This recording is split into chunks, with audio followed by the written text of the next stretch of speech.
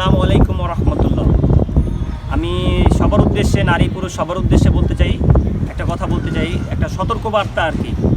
সতর্ক করতে চাই যে আমাদের ঘরে মা, বোন, স্ত্রী, সন্তান, শিশু সন্তান, মেয়ে সন্তান, কন্যা সন্তান অনেকেই আছে।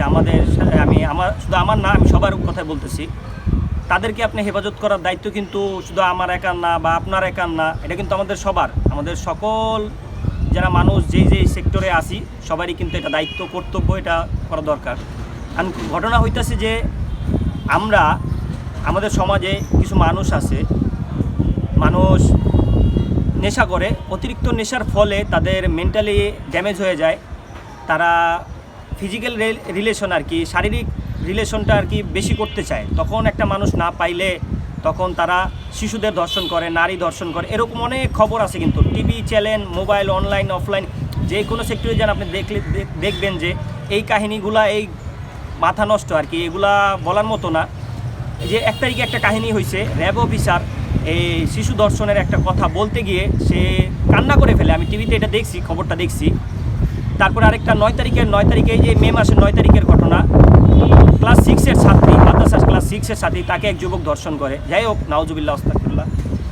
এখন এগুলো করে কারা? এগুলা করে অতিরিক্ত নেশা অ্যাডিক্টেড যেই লোকগুলো আছে, তারা কিন্তু এগুলা করে।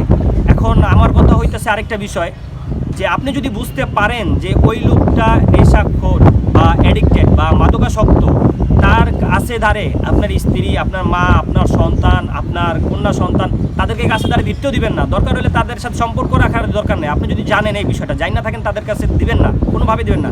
বাচ্চাটাকে কোলে দেই, এগুলো ভাই দরকারই নাই, এগুলো কোনো বিষয় দরকার নাই। তাদের থেকে আপনাদের হেফাজত করুন, সন্তানদের হেফাজত করুন। কিন্তু এখন আমি এই বিষয়টা বলতেছি, আমার কিছু এগুলা দেখা, ভিডিওগুলো দেখা, আমার খবর চ্যানেলে যে কোনোভাবে আমি দেখছি। আপনারাও দেখেন, আপনারা দেখেন না যে তা না, আপনারাও দেখেন, দেখে এড়াই চললেন না ভাই, দয়া করে এড়াই চললেন না।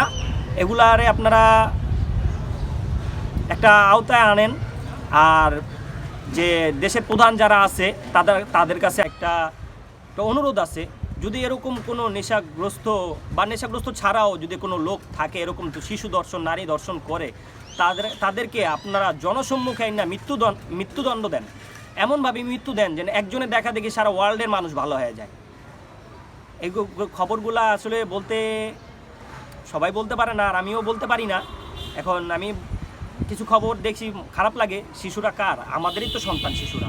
আমার সন্তান, আপনার সন্তান, আমাদের সকলেরই কিন্তু সন্তান দেশের। কিন্তু আমরা কিন্তু এগুলাকে প্রমোট করতেছি। এগুলা দেখা যদি এড়াই চলি, এগুলো প্রমোট করি, এগুলো প্রমোট করার কিচ্ছু নাই ভাই।